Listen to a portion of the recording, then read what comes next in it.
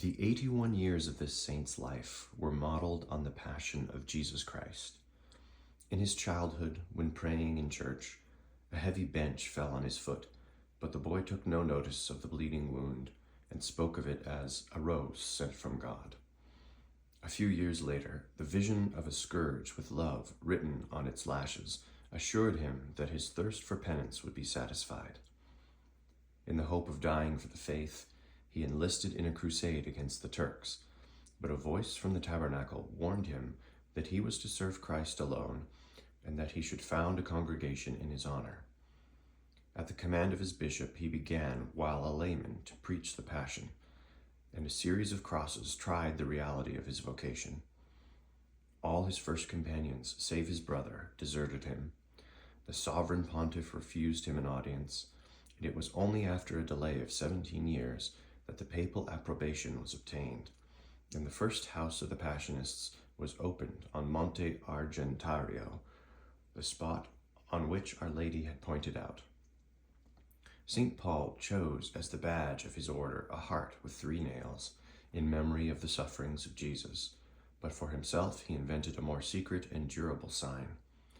Moved by the same holy impulse as Blessed Henry Suso, St. Jane Frances, and other saints, he branded on his side the holy name, and its characters were found there after death.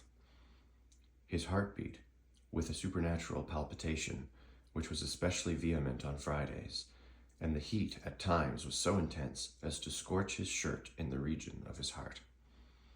Through 50 years of incessantly bodily pain, and amidst all his trials, Paul read the love of Jesus everywhere, and would cry out to the flowers and the grass, "Oh, be quiet, as if they were reproaching him with ingratitude.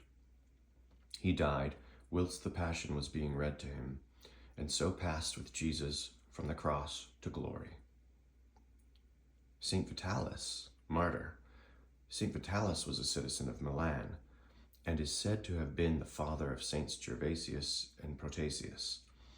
The divine providence conducted him to Ravenna, where he saw a Christian named Ursicinus, who was condemned to lose his head for the faith, standing aghast at the sight of death and seeming ready to yield.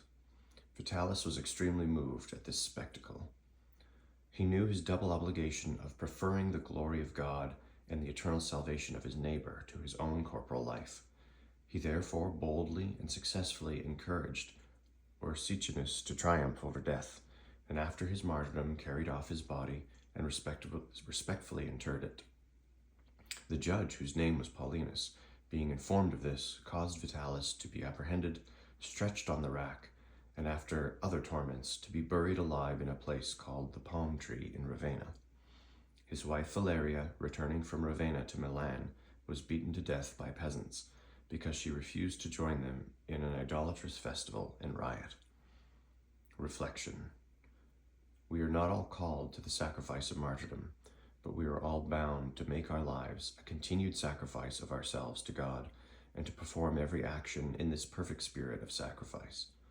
Thus we shall both live and die to God, perfectly resigned to his holy will in all his appointments.